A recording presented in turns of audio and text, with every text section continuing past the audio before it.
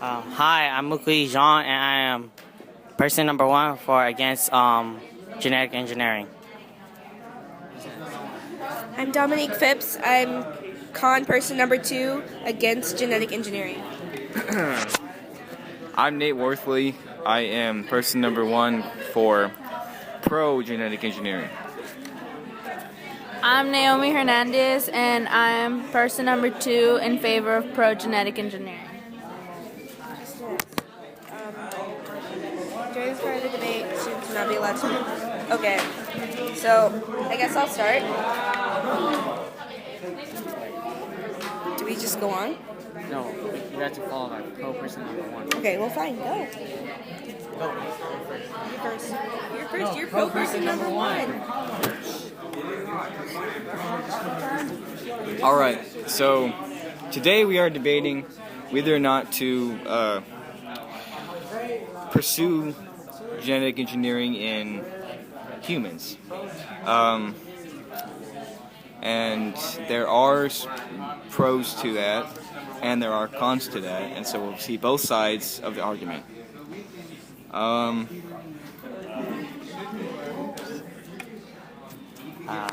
agree with your statement, but I personally see that genetic engineering should not be used because of the side effects that it has, and everything's at risk here. So, yeah. Oh, yeah, it is you.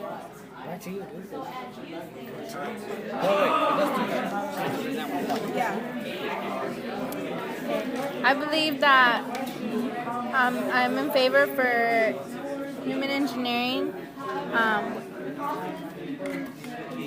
human genetic engineering, because it can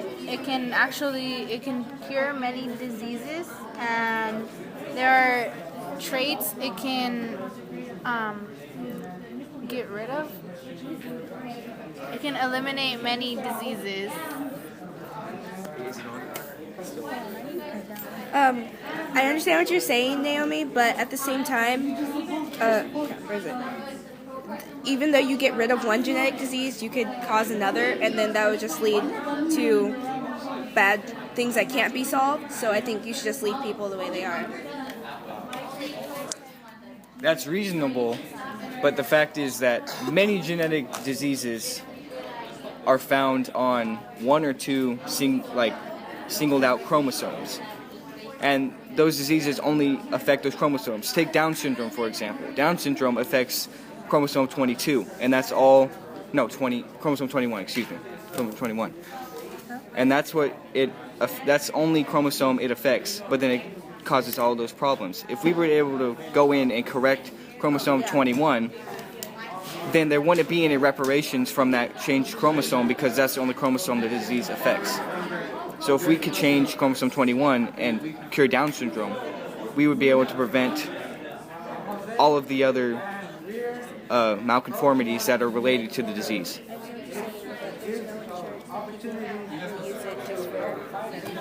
I understand what you're saying, but then there's no insurance of being used and for purely medical, and then what happens you do use it and then something goes wrong during the process, then they could die from it, then would it be worth it? And yeah. That's I understand what you're saying, but that's why they're experimenting, and they're making sure so that none of this happens. And another example is the mitochondrial transfer, which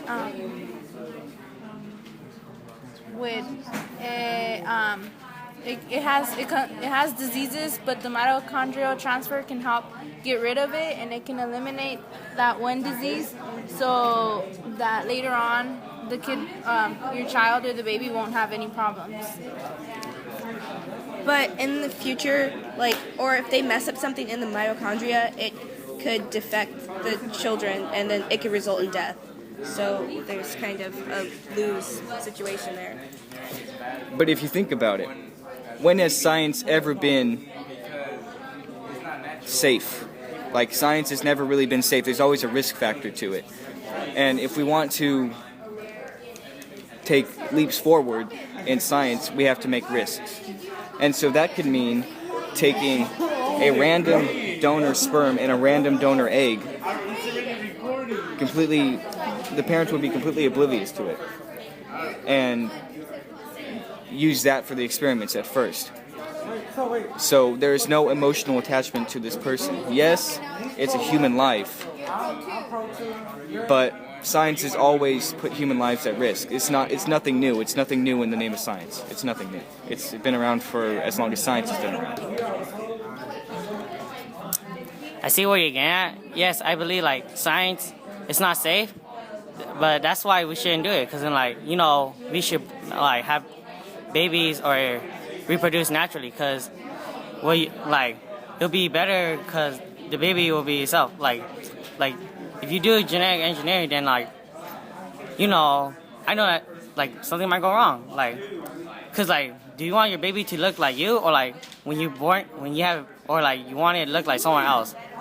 Cause like I know it's not safe, but still, like wouldn't you be glad if you have like a baby that has your own genes and like that resembles you, or would you like a baby that looks like someone else and you don't even recognize it? Okay, I understand. But see, what if you want your baby to have that? And that's like, if you want your baby to have certain traits or characteristics, then that's on your parents. So, and also the babies, you know how you said that they can cause other problems and they can die later in life. But if you can prevent what can cause those problems, then why not do it? Because either way, later in life, something's going to go wrong. If they're going to have a disease, they're going to end up dying. So if you could at least try preventing, or just let it happen, and at least you try. Say something? Because I'm like brain dead. Okay. I would like to add that yes, it is possible if you get far enough along in genetic engineering to change the physical appearance, the phenotype of the actual baby. But that's not required. So you can keep the phenotype, you can keep the same genes that control physical traits. What we're trying to focus on is fixing the genes that cause the diseases.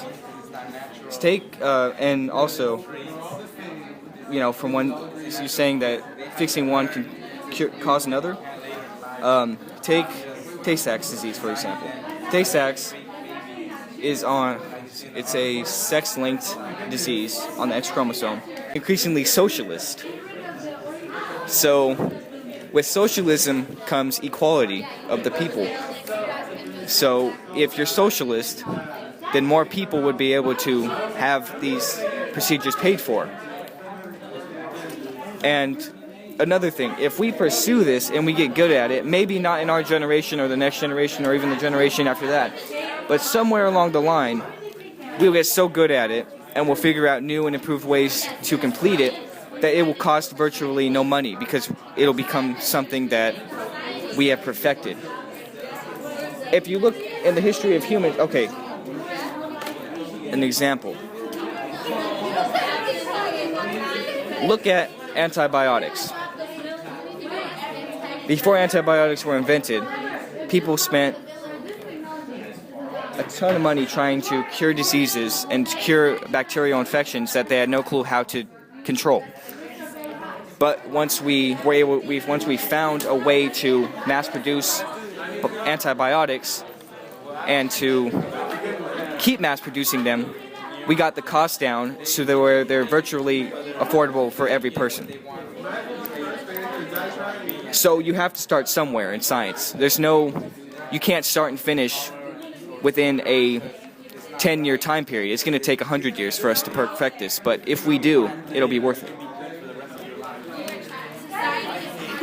Okay, and adding on to what he said, before there were antibiotics, a lot of people would try to find new ways to cure it. And like you said, what if people said that, what if it doesn't work? What if they get poisoned? What if antibiotics, so science is like, they found ways, and to this day, antibiotics keeps getting bigger and bigger, and it's helping, and it could probably be the same way with human genetic engineering. People are scared, but not until you try it. That's when you'll know.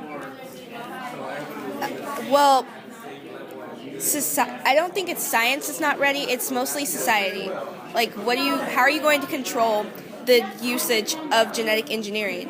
I mean, there's always going to be that one person that thinks, hey, I should do this, and it's not right. And then they'll create something that has no place in society. What are you going to do then?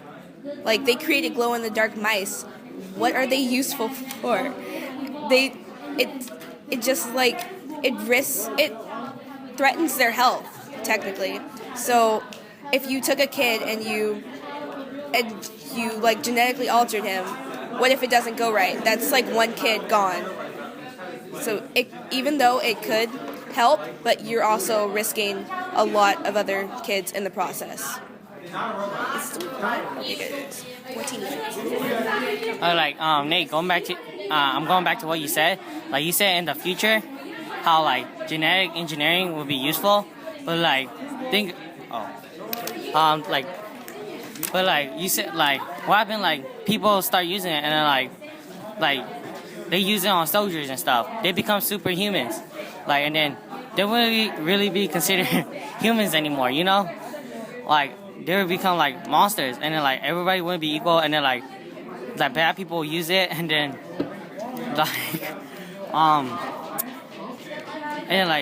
we still like don't know if it's guaranteed that genetic engineering will like be useful.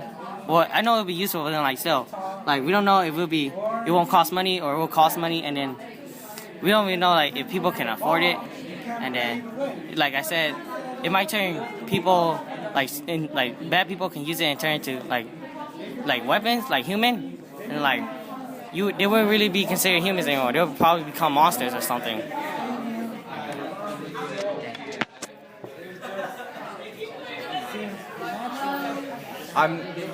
The whole point of this is to not just dive into it and go from 0 to 60 within the matter of a couple years. There's steps that have to be taken, and those are the steps we are pursuing now. We're not saying that we're going to start altering every single fetus that goes into the hospital to make them perfect humans. We're not saying that. We're taking steps at a time to pursue the prevention of genetic disease. I don't see a crime in trying to keep people healthy.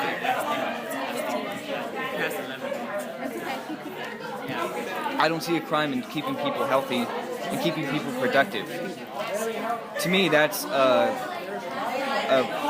path that everyone should be taking to try to prevent sickness. And even if we were to cure genetic diseases, there are still viruses, there's still bacteria, there's still natural diseases that will kill humans off pretty much. So some people may argue that, if we cure disease, it'll overpopulate the earth. Truth is, we're already overpopulated. That's already an issue, so that's not going to be something that's going to be new. And like I said, there are the natural viruses and the natural bacteria.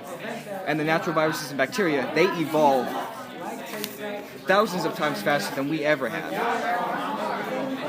So they will always be one step ahead of us. So there will always be that component to disease that, yes, scientists are working on it. And they've had to take baby steps in the past to get to where they are now. All we're trying to do is to start somewhere. That's all we want to do. We're not out to create a master race. We're out to help people.